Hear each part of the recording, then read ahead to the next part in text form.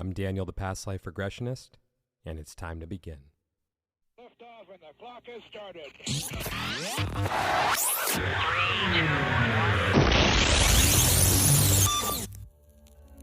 This is Timeless Spirituality.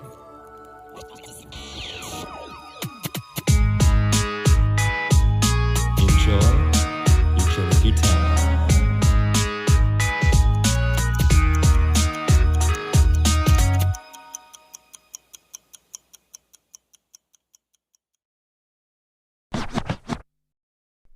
Hey everyone, welcome back to Timeless Spirituality. Today is the first part of what I am deeming to be the two-part season finale. Already done with season 1 of Timeless Spirituality. So the two parts were initially recorded as one episode, and then I decided to split them into two. So there's going to be an abrupt end at the end of this episode because I just didn't plan well enough. So yes, now you have the heads up there. It's a really fun one, and next week's episode is going to be an Ask Daniel, because my guest Jenny came in with a bunch of questions, and we held off until the end of the recording to do those questions, and then I just decided to turn it into its own episode. I'm excited for that one, so you guys have something to look forward to for next week. In other news, I have another workshop coming up on May 7th. There's going to be some more details coming in the coming weeks, but yeah, just want to tell everyone to mark your calendars and get ready to identify some patterns. Hint, hint, wink, wink, nudge, nudge. I don't know if you guys have figured this out by this point in the series, but I'm a huge dork. So yeah, just calling a spade a spade. With that said, if you would like to book a regression with me to discover who, when, and where you have been throughout time, you can reach me on Instagram at The Past Life Regressionist, or my website, thepastliferegressionist.com. And now, it's time to begin. Hey there, Jenny. How you doing? Hi, Daniel. Great. How are you? I'm awesome. Thank you so much for being here. I'm so excited to be here. Yay. Okay. First question. What is your favorite song that has to do with time, and why? I'm not sure if it's one of my favorites, but it's the song that just kept coming up for me and I couldn't get rid of it. I've had the time of my life from Dirty Dancing. I just always get goosebumps when I hear it. And it's just like such a cheesy, stupid, perfect love song. And you can't help but sing along to it. I'll toast to that one. All right, so who is Jenny? I guess you could say I'm a creative, mystic, multi-potentialite. Is what I tend to say. I'm in a state where I'm still figuring out the next chapter of my life, but I'm from Los Angeles and I currently live in the UK, and I'm an artist and video editor and seeing what's next, really. So what was the mystical light? What did you say for that one? I'm a creative mystic. Creative mystic. Okay. Well, I mean, you got to elaborate on that one. What does that mean? I'm an artist and I've always loved storytelling, and fundamentally I love storytelling because it's the place where we can talk about weird and wonderful things. And, you know, movies are one of the best ways for us to tell the stories of the mystical and the wonderful and the magical. And I kind of started down the movie making path.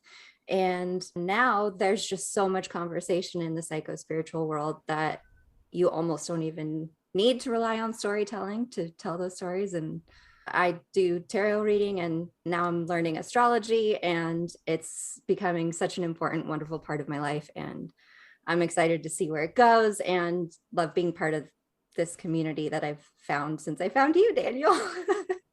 Okay, now does that explain it? Oh, yeah, totally. I mean, sorry, my excitement took over there for a second. I mean, let me back up. Thank you so much, Jenny. I'm very glad you came into my life too. We have a special bond.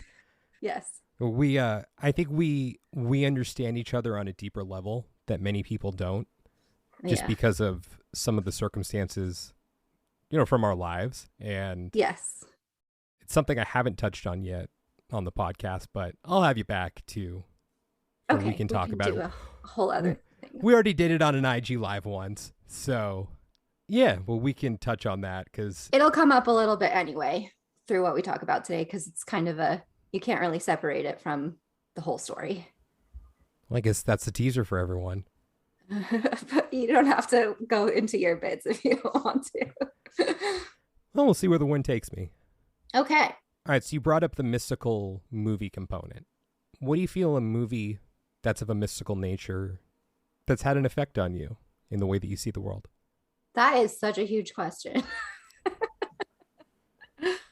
I loved The Dark Crystal growing up. It was a movie by Jim Henson with puppets that had mystical creatures of all kinds living on a planet, and some of them were using their powers for good and some of them were using their powers for evil to control. And it's just one of those classic stories of using your power and your gifts for the greater good for the people and of your planet, basically, or whether you want to be constantly hungry for power and control and want to take it all for yourself, for the ego. And that is just a conversation that keeps repeating through every psycho-spiritual modality ever, is on a daily practice for every single person. It's, am I doing this for myself? Am I doing this for the greater good?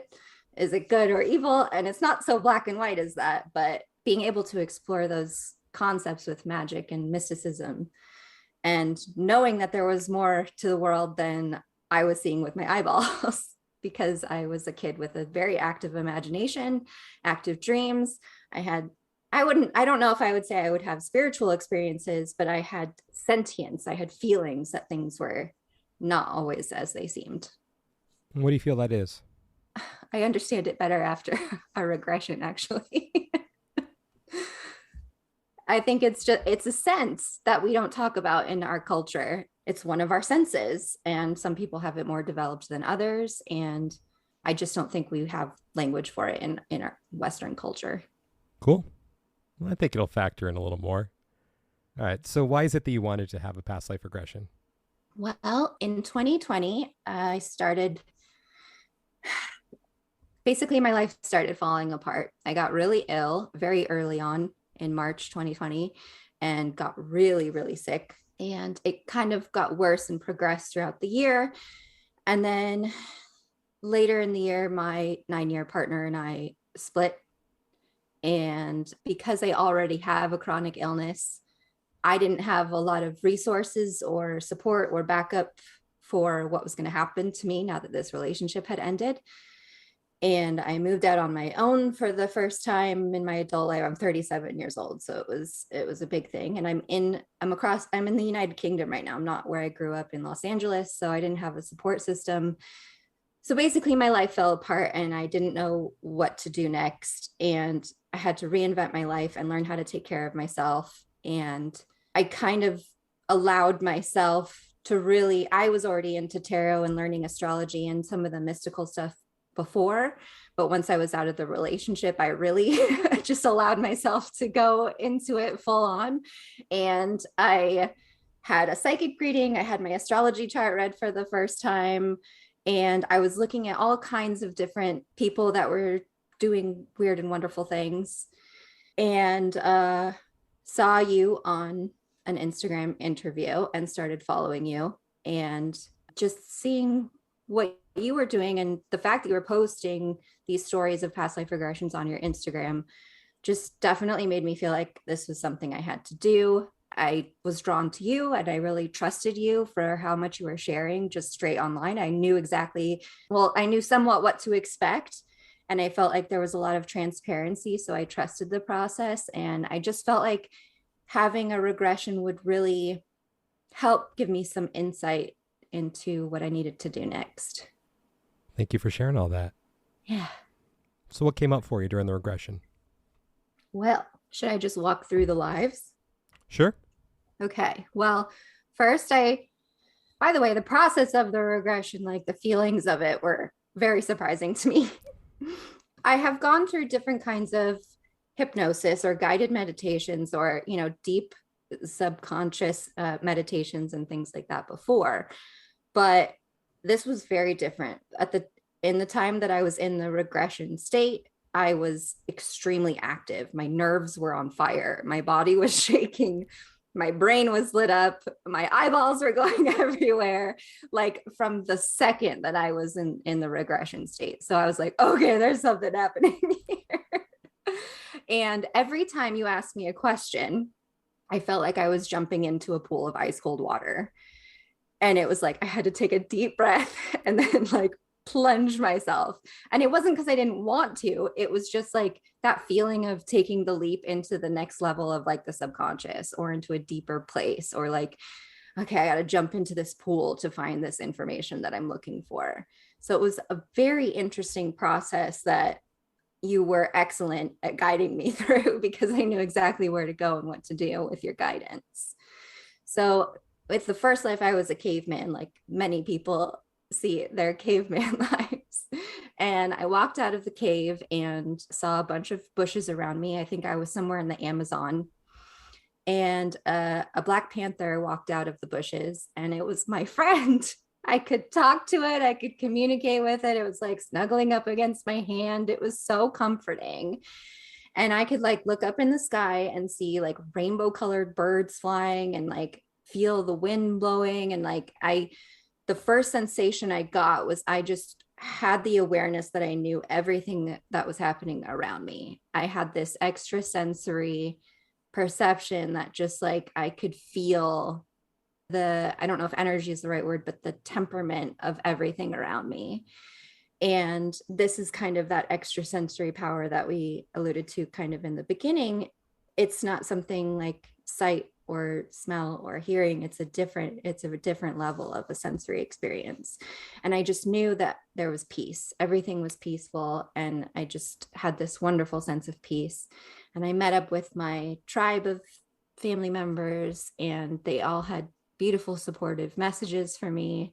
And then I just started crying because it's so different than what I'm currently experiencing in my life, where I'm pretty much in exile and I'm isolated, and I'm very, very much on the search for my new family and my new tribe of people to support me and guide me through life. But this was just a beautiful reminder that I am connected to other spirits or other souls, and they were there to support me and tell me that I was magical too, which was nice. Let's see. Then I went into a life where I was a spiritual royal advisor for an ancient civilization, again in South America, or it was either Central America or South America. I don't know where it was, but it was definitely in that continental region. And it was a typical like patriarchal monarchy, and I was the right-hand man for the king, basically. And I jumped into this life in the middle of like a spring festival where everyone was partying, and I delivered a prophecy, basically, or like a news update that said the next 14 years were going to be filled with peace and harvest and wonderful things. I felt like very cocky in this life. Like I have all the answers. Like I know what I'm doing. I'm the king's right hand man. I felt very important, but like not dangerous. I felt it was all very peaceful and very like good natured and things like that. But I definitely felt super cocky. And then I was immediately transported to a desert where like my whole civilization had disappeared, and I was left alone in a desert. And I was like, what? What is this place? And eventually I saw an eagle flying overhead, and I followed the eagle to past some rocky mountains to, I don't know, I think we kind of left it at that point on that one. But yeah, I was just stuck in this desert and I couldn't get out. And I was like, what is this? There's nothing else for me to see. So I call it the waiting place in my journal here. It's my waiting place. Then I went right into another life, which was very interesting because I feel like it is concurrent with my current timeline. I definitely didn't feel like it was before my lifetime. I was in a hospital operating room that was very modern, but everyone was Black, like dark Black skin. So I was not my own race, and I was not surrounded by people of my current race. And I was wearing a Chicago Bulls t-shirt and red basketball shorts. I was a man, and I was the father of a baby that was just being born. And my wife, or my partner, was bleeding to death on the operating table, basically. And I was holding this baby, and I was just overwhelmed with this grief like I had never felt before, and just ripped apart with this grief. And this is where we kind of went through the process of doing the, what is it, soul contract ending, or what do you call it? Like the forgiveness, like the Yeah, it release was of like the situation.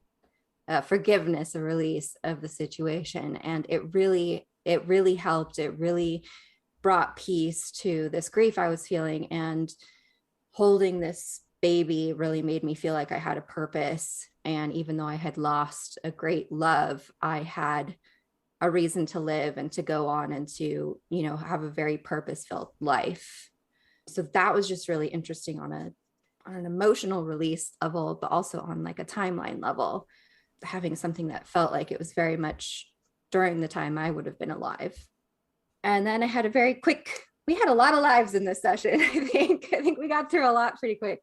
Then I had a very quick one where I was a child around 4 years old, holding my mom's hand, and it appeared I was walking through a world circus, like at the turn of the century. And since I was such a kid, I didn't understand what was going on. It just seemed very loud. There was a lot of stimulation, but I heard an announcer, saying like, "This is going to change the world." And that just like stuck with me. It was like reverberating in my head that like, oh my God, this is going to change the world. There's something exciting coming that's going to change everything.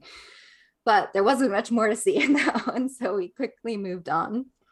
And I think at this point you wanted to give me something nice to see after I'd been through such an emotional thing. You said, show Jenny a really cool life. And I went into another ancient civilization where I was a spiritual leader again, but this time it was a priestesshood. Is that a word? It was It works. A civilization run by priestesses, and not priestesses that practiced under men, but priestesses that were running the civilization all on their own. And that doesn't mean there weren't men in the civilization, but they were working, on the level of, or, with them in other different ways. But primarily it was this group of sisterhood. And it was very magical. Like that, I could feel this energy, like coming from fires and from stars. That I know that doesn't make sense when I say it out loud, but like it was very, very mystical. It was like we would do chanting and prayers, and these things would have a very visceral, very real consequence and effect on our civilization. And everyone was well fed and very happy, and all of our needs were met. And this is a life where I felt like I was not wanting for anything. I was very fulfilled, and I had a part of this lifetime where I saw myself meditating or praying or something, chanting by a fire. And I saw a shadow coming out of the fire and onto the wall. And it kind of had devil horns. It was very cheesy. And I was like telling this devil shadow thing to leave, like to get out of here. And this thing wanted to influence my civilization by turning everyone egocentric. It wanted to make everyone greedy for their own hoarding of wealth and focus on their own needs rather than on the community's needs. And I wasn't scared of this thing. It was just a nuisance. It was an annoyance. I was like, get the heck out of here. And then I think everyone in my civilization died of a plague, which is super happy. Thanks, Daniel, over Dave. Well, I'm not responsible for what comes up during the session. Yeah. It's your higher self. Your higher self knows what to show you. Thanks, higher self. I'm just the guy who asked the questions. Sure. And then I ended up in this desert again. The same exact desert I ended up in the first life where I was a royal advisor. And same thing was happening. And I was like so frustrated in this situation. I was like, what the heck is this? And again, there was like an eagle that flew overhead. It was like, oh, follow me. I'll follow this. Follow the stupid eagle to past the Rocky Mountains back to an oasis. And at this point, you did lead me through an end of life like release thing. Like, let's follow this through to the end of your life and see where this goes. And I did. I left my body when I was an old lady, and which didn't make, I don't know, it doesn't make sense. But I left my body and went up to a beautiful iridescent light. And I was like, I don't think I can curse, but I was like, see ya, body. Like, I was real. It's okay. You can curse. Go for it. I said, fuck you. I was like so frustrated with this life, with this body, with this like being left behind. Like, what the heck was the point of all that? I had all this power and all this magic, and I couldn't do anything. I felt so hopeless and powerless, and then left to die alone. just like, what the hell? Oh, I did skip the whole part where I was at the Oasis for a while, and the little eagle had like a message for me where it told me I'm not alone and I should fly, and it's time for me to fly. And I have no idea what that means, but the little eagle spoke to me, so that's what it said. See, there was a reason for going to the barren desert Oasis place twice. Or wait, so was the Oasis eagle part only? Was that only during the second one? I don't know. I don't remember. I think I left the desert before I got to the Oasis on the first one. I don't remember. So desert twice, Oasis once. Yeah, I guess so. So we did make progress in the second one, I guess. Yeah. Baby steps.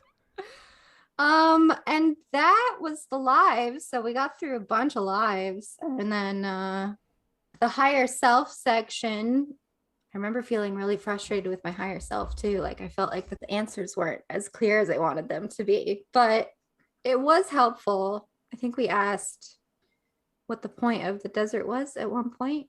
And the first time the answer was that I had died suddenly and my ego couldn't process it. So I was like left in this limbo.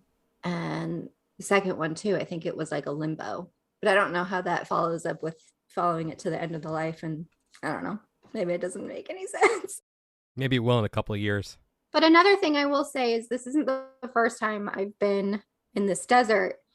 This is reflective of an experience I had in therapy a few years ago. I started doing EMDR trauma therapy because of a trauma that happened in my family. And I visited it wasn't this desert, but it was a very similar experience where I had felt like I had been deserted and left in a desert after I wasn't able to be there during a pivotal point in this family tragedy. So that was like a vision that had come up previously in my trauma therapy. And now it's very much reflective of where I am in my life, where I've been emptied out. And I love those folks in the spiritual community that say, don't worry, when everything leaves you, everything will come back in and your life will be filled up with all the beautiful things you're waiting for. That's great. But I'm like 2 years waiting now. Like, it feels like it's taking a long time. But I am excited and open to the experience of what's happening next, even though it's terrifying and very scary.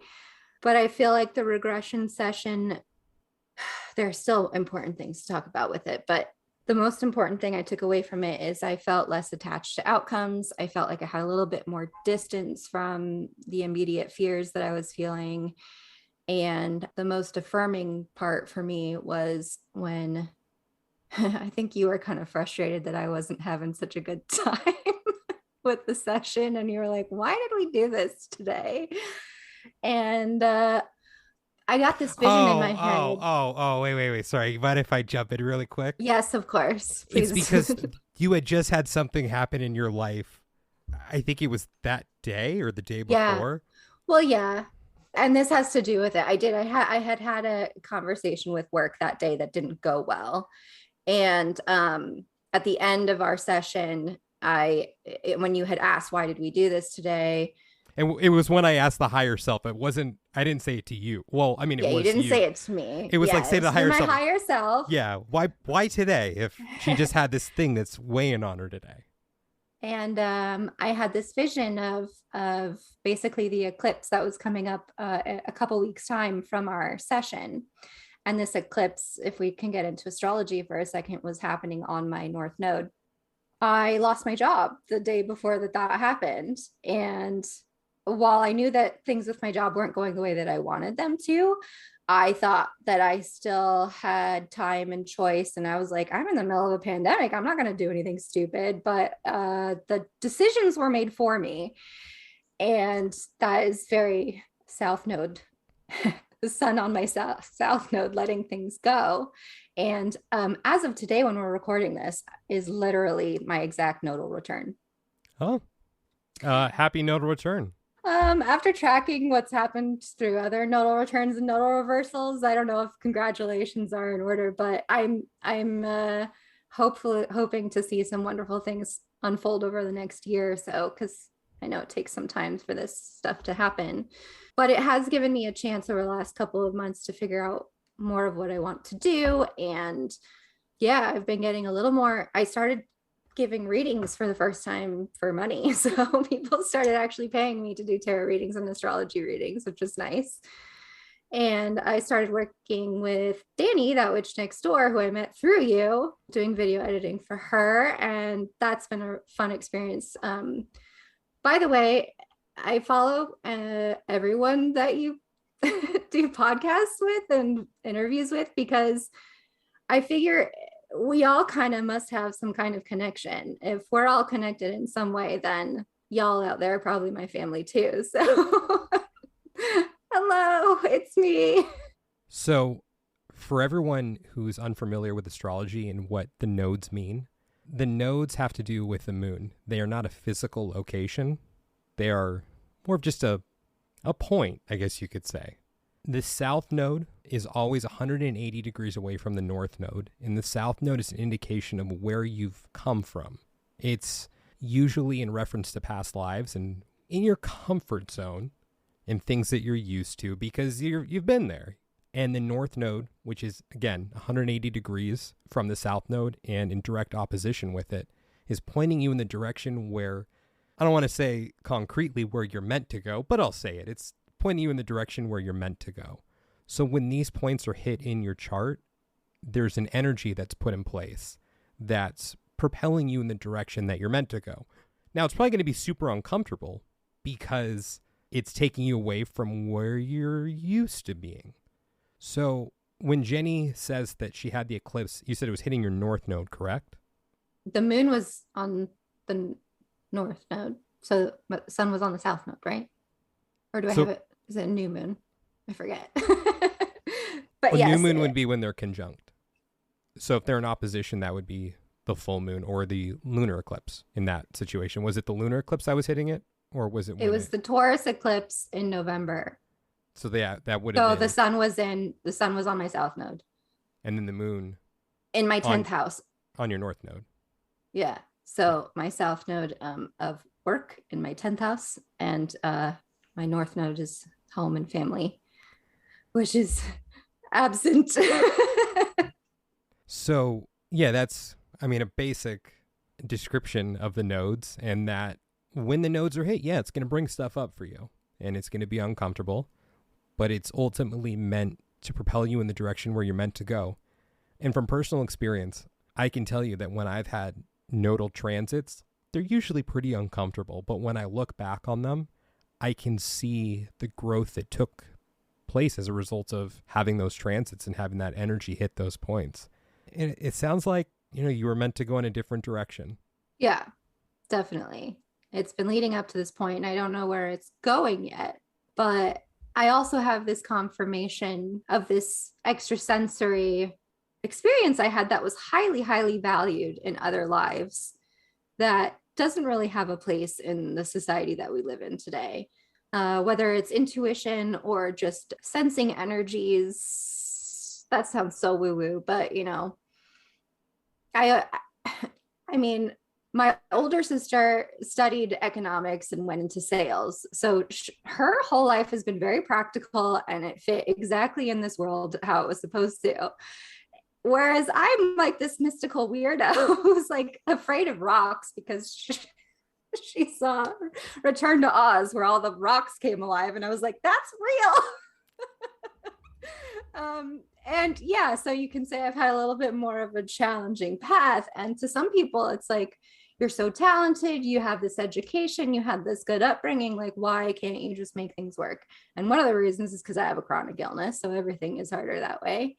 And the other thing is, like, I cannot sit and make myself sit in a cubicle from 9 to 5 without feeling like I'm going to pull all my hair out, because I cannot function in that kind of environment. And people don't understand that. So it becomes a lot harder to develop your own non-conventional path to, you know, at least career and money making success. It's been a while since I've looked at your chart, but if I remember, you're an Aquarius rising, aren't you? Yes. Yeah, so you don't do unconventional.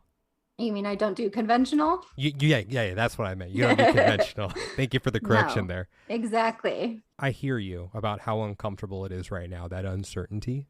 But I also heard you when you said that you're now doing readings for money. And something else with Taurus, as you know, is Taurus is slow and steady wins the race. Yeah. So with that eclipse hitting there, could be that indication of slowly and steadily you're going to get there, but at the end, you're going to win that race. Is it all a race? Okay, well, you know, it's not a race, but as the expression goes with the tortoise and the hare, it's a race. But yeah. Okay, well, where were we? We definitely went through a couple more questions in the higher self that was just about like relationships with family. And we did ask about my chronic illness, even though I didn't, you know, it's such an ingrained part of my life. It's hard to segment off where that is. And it was interesting that when we asked, like, what is this illness? Like, what needs to be processed? And I definitely got a clear answer that it was about injustice. And I don't have any fire in my my astrology chart. If we go back to astrology, I don't have any fire in there.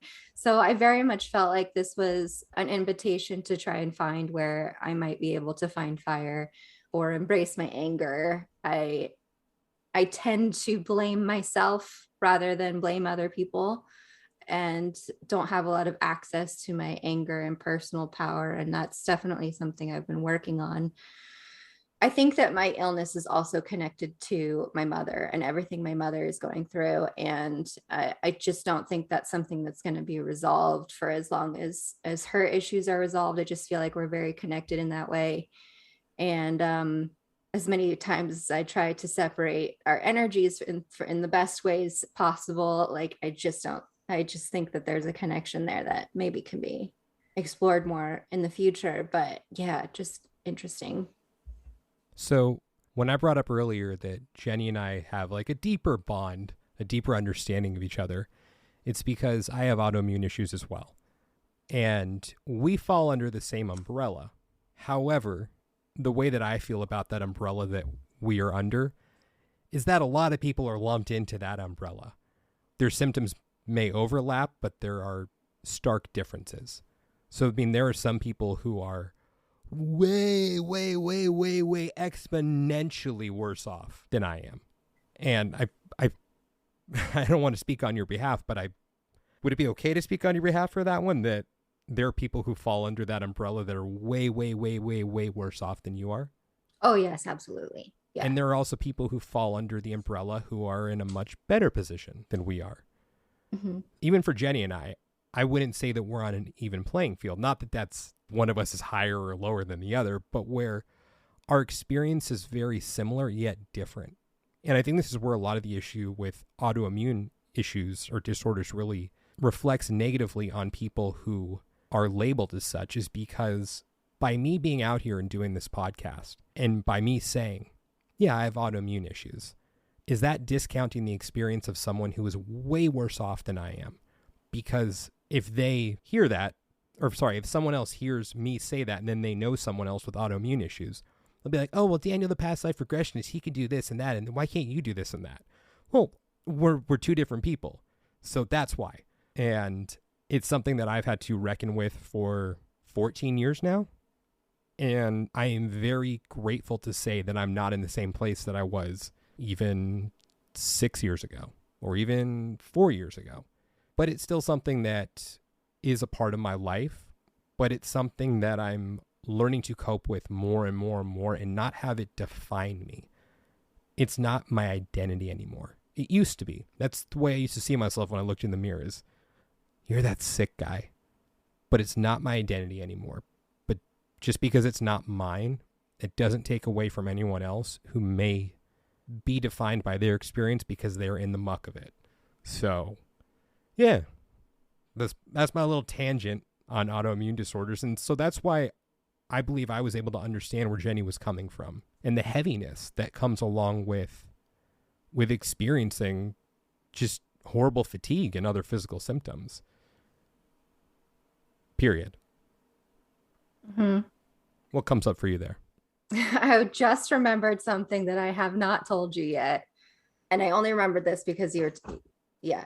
So the night that you messaged me the first time, I had an extremely vivid dream about you. And basically you were like guiding me through a therapy session. And I was in like, you know, like Ariel's grotto where she has like all of her collections of stuff on the wall. Like, do you know The Little Mermaid? I know part of your world. Yeah, she's in that like cave, like swimming up. Well, I was kind of like this, but it wasn't like underwater, but I was floating Under the sea. Under the sea. And on the wall were pictures, like all these photographs from my childhood. And I was like floating up and you were there like a therapist, like with your notepad, like taking notes. And there's like a light coming down from the ceiling and I was flipped upside down like the Hanged Man card in tarot. And the Hanged Man card in tarot is the card of like a new perspective, like new information or seeing things from a different point of view. And it was just a very vivid dream. And I'm an avid dreamer. Like I dream almost every night. I always remember my dreams, but some dreams have different sensations or different feelings than other ones do. And I just woke up from this going like, whoa, that was so vivid. And then like I had the first message that you had sent me being like, hey, we both have this condition or whatever. Let's do an interview. I was like, whoa. So that was just one more incentive or reason that inspired me to be like, whoa, okay, this is something, this is a thing.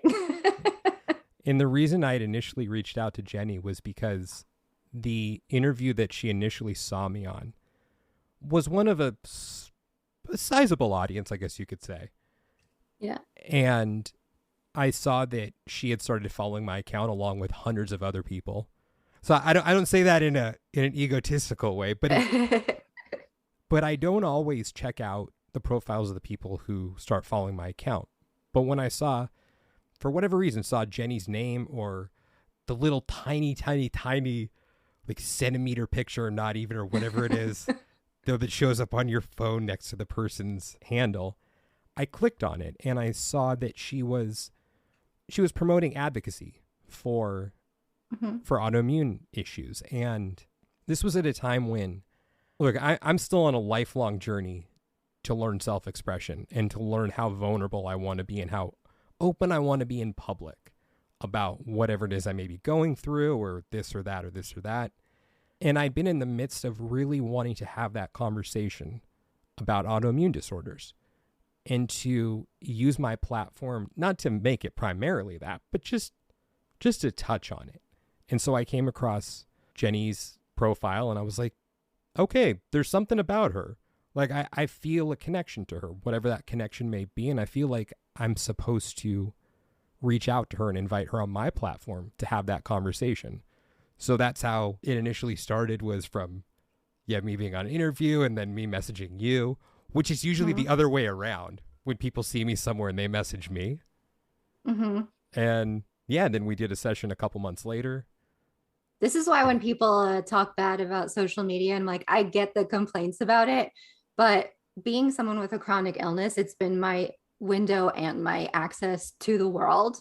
And I have met the most amazing people just through social media contacts. And I've gotten most of my jobs from social media as well over the last 10 years. So for the people that can afford to leave social media, you can consider that some kind of privilege, but it might be my co-ruler Uranus just loves technology and loves the connection of social media. And I find it a really, like any technology can be used for good or evil, and there's a lot of good that can come out of it, and I'm grateful for it. Ditto. Yeah, So what was the most profound part of the session for you? Oh, wait, let me back up. Okay. Sorry, one other thing I wanted to touch on there. You bringing up the thing about having that vivid dream about me, that doesn't freak me out at all because you'd be surprised how often I hear that from people. But just in that similar way of not like, not in a weird way, but it's like I felt this connection or that I was supposed to work with you because I just happened to have a dream about you before I saw you or this or that. Well, it wasn't just the dream. I had plenty of other you had plenty of evidence on your social media that you were a decent person. And I actually had a session with Danny before I spoke to you, and she further encouraged me. And not that I wasn't convinced, I just wasn't sure of the timing and what I wanted to do. So there were plenty of other reasons other than I just had one weird dream. I wanted to bring that up because I feel there wasn't much flinching on my part when that came up. So I just didn't want it to come across as... No, it's just another Tuesday to you. It's just another Tuesday to me. There you go. I get it.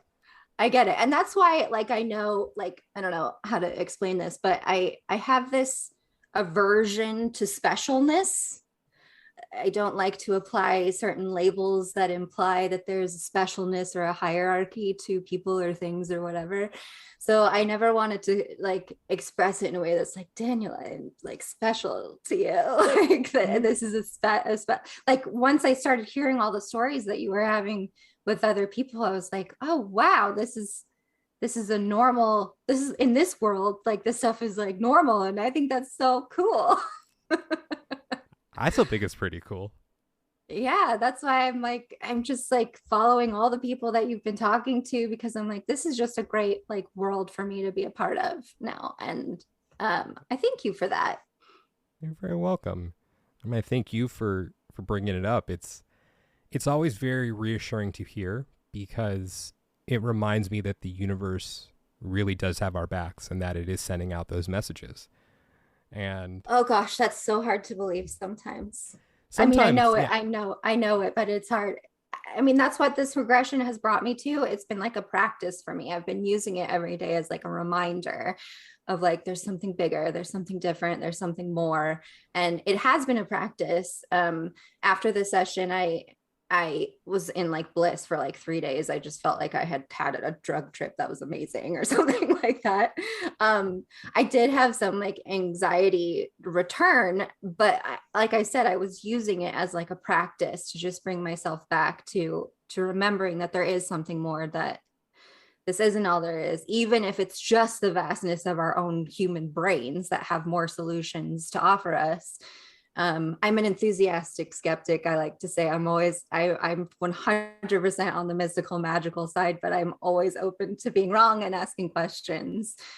So, yeah, it's definitely been a practice for me. I wish I could come onto your podcast and say it changed my life, and now I'm making movies and writing books and I have 100 million followers or something like that. But the honest truth is my life is still a mess, but I'm present in my mess, and I'm embracing it, and I'm ready for the challenge of it. And you bet your ass that I'm not going to edit out what you just said right there. Because I value that authenticity. I think it's important to also have people come on who say, yeah, my life is pretty much the same still, but here's what I learned from it. I think that that's really important. Yeah. I wasn't listening to every single word. I mean, I was, but I don't remember every single word that you just used before I jumped in, but did you use the word yet? That you don't have those things yet? That you're not writing books, that you don't have millions of followers? You use the word yet. Did I say yet? I don't know if you did. I don't think so. But I believe in you. I believe that maybe it's not millions, maybe it's hundreds of thousands. I'm not really concerned about my follower count. I believe in you. I believe that you're here to make a difference. And for me, the greatest gift that my autoimmune issues gave me was it slowed me down. Yeah. That's also one of the biggest detriments that it gave me. Yes. It slowed me down, and it gave me the time to think. It gave me the time to process. It gave me the time to discover what I'm good at and what I'm meant to do, or at least what I believe I'm meant to do. And I feel that looking at it through that lens has just helped me out tremendously of the gift that I was given to find my place in the world. And I believe that that's what this experience of your health issues ultimately will bring for you as well, is that you may have found yourself miserable in a cubicle for the rest of your life, just going along with the pace of the rest of the world, even though, yeah, you're an Aquarius rising and you don't want to do conventional. Yeah. But I think society sometimes forces us to be conventional until there's a big sudden shock or shake from the outside. Uranus. And Saturn. I just had my Saturn square as well. Yeah, that'll do it. Cazimi. I had a Cazimi Saturn square. I had 3 panic attacks that day. That was nice. Well, thanks. I got mine coming up in a little while. I have something to look forward to. Maybe I'll be in a better place than I was. I believe that the best is yet to come for you. I truly do believe that. And you know me, I wouldn't say it unless I truly believed it, because I don't want to mislead you. Your rose-colored glasses aren't on? No, I mean, they're right next to me. But I'm not wearing them right now. Yeah. I truly believe the best is yet to come for you. And even the time that I've known you, I feel like you're showing up different. It's cool to see. But slow and steady wins the race. Yeah. Or keeps going in the race. Yeah. I don't have anything to win, I don't think. All right. Whatever you say. Just the game of life. Yeah. So I just want to thank you so much for coming on today and being so open and vulnerable. And just being Jenny. Thank you. Thanks. It's my pleasure. So where can everyone reach you? You can go to my website, www. Do people say www anymore? JennySRP.com. And I'm on Instagram, JennySRP, and JennySRP videos. Awesome. So what do you say? You want to do the Ask Daniel? Yes, I would love to. Okay. Fellow time travelers, your journey through time awaits you. Just want to thank you guys so much for listening to today's episode. And if you're interested in discovering who, when, and where you have been throughout time, and you'd like to book a session with me, just go ahead and send me a message on Instagram at The Past Life Regressionist, or you can reach me through my website, yourpastliferegressionist.com.